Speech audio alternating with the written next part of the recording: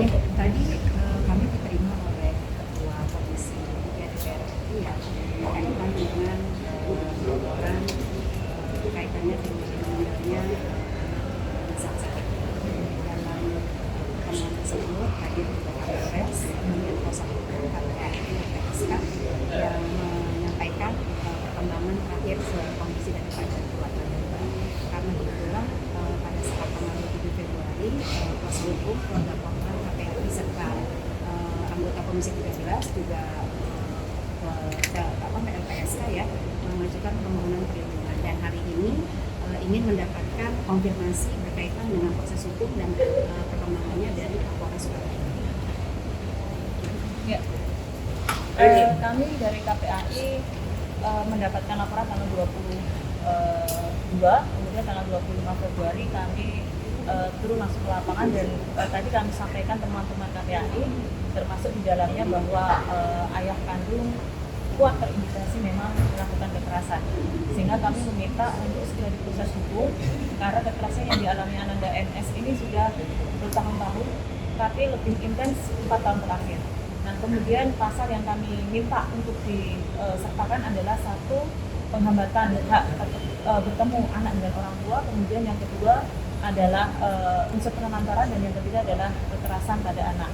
Nah, kemudian kami juga menyampaikan tadi bahwa ini ada unsur perencanaan, pembunuhan berencana, pasal 459 KUHP, dan kami minta sesuai dengan Undang-Undang Perlindungan Anak bahwa proses yang melibatkan anak harus Bu ada komunikasi dari anak ibu diri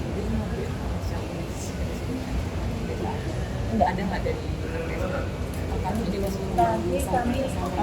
kami mendapatkan informasi sebenarnya jauh sebelumnya itu sempat ada RJ antara ibu tiri anak dengan cerita si sampai menikah kayak gitu tersebut. Nah, cuma kami belum mengetahui betul ya pada saat itu restoratif justice yang seperti apa, sehingga kemudian ternyata jikapun itu ada restoratif justice sehingga sampai dengan hari ini ternyata anak tersebut tidak meninggal, berarti ini catatan bahwa mekanisme RJ tidak berhasil, dan juga sepertinya ke depan juga tidak harus dilakukan untuk hal-hal yang kasusnya terkait dengan perlindungan anak. Itu tadi dibilang kekerasannya terjadi dari umur 9 tahun itu sebenarnya. Ya, jadi sebenarnya sejak kecil anak mendapati kekerasan, tetapi lebih intens ya. Lebih intens itu 4 sampai 9 tahun terakhir. Gitu.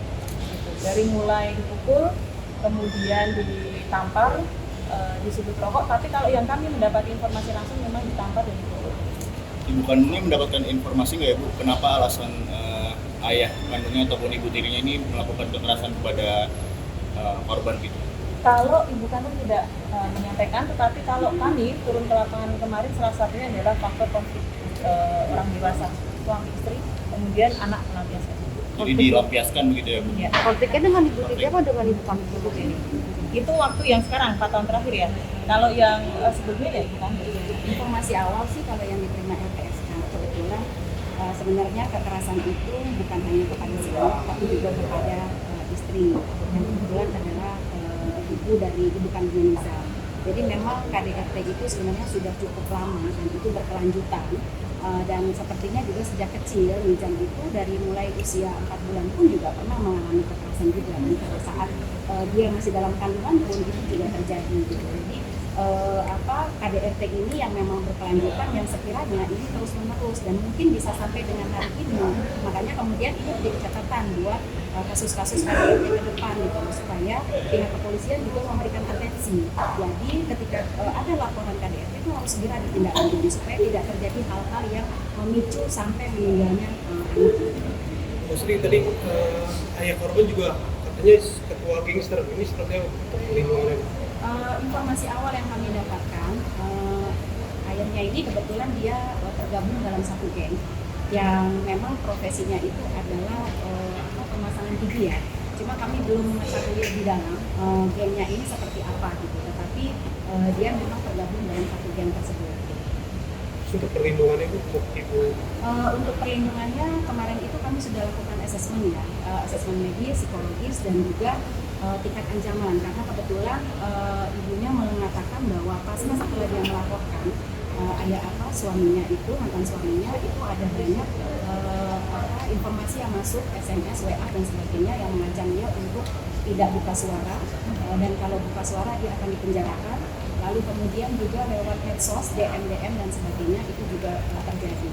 Nah, tadi di pertemuan yang dengan Komisi 3 kami juga menyampaikan kepada pihak kepolisian ya, jika ada laporan balik kepada si ibu kandung Nizam itu sebaiknya diabaikan, karena laporan balik ini sebenarnya kan ibu sebagai pelapor itu dilindungi di pasal 10 Undang-Undang 31 2014 yaitu tentang perlindungan saksi dan korban, bahwa mereka yang memberikan keterangan dengan itikat baik itu seharusnya tidak ada tuntutan pidana maupun perdata. Nah, dalam konteks ini, tingkat ancaman tersebut, kami juga meminta kepada pihak kepolisian untuk memberikan perlindungan, dan tadi sudah diatensi oleh Ketua Komisi 3 DPR RI untuk meminta kepolisian memberikan keamanan juga kepada Ibu Nisma. Jadi ancamannya tetap juga dari anggota geng yang lain? Kami belum tahu dari mana, tetapi Ketua Komisi 3 meminta supaya Kapolres Sukabumi menindaklanjuti laporan ancaman tersebut dan untuk mengetahui lebih jauh indikasi WA dan sebagainya itu dari sumbernya dari mana, dan itu diminta oleh Ketua Komisi juga untuk menindaklanjuti. Bu, ini kan kejadian itu bertahun-tahun diseksanya, Bu. Apakah ibu kandungnya si Nizam ini sudah pernah lapor ke polisi atau belum?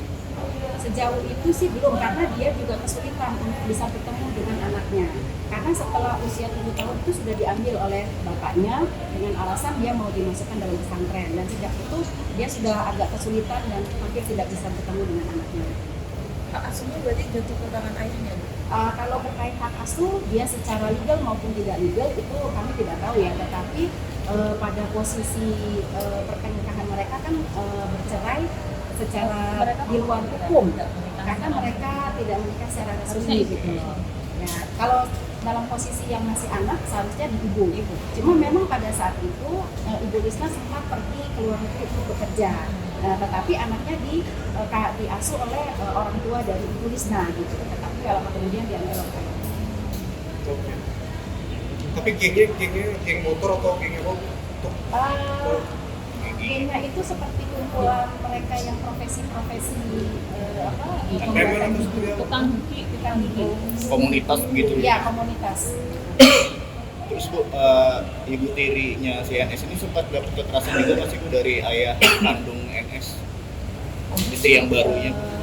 Kalau menurut indikasi ya, kalau menurut keterangannya memang sebenarnya istri-istri yang lain juga mendapatkan kekerasan, tetapi tidak ada yang berani untuk buka suara, termasuk juga Ibu Risma yang sebenarnya ketika dulu menjadi istri juga sempat mendapatkan kekerasan tersebut gitu, tapi tidak berani buka suara.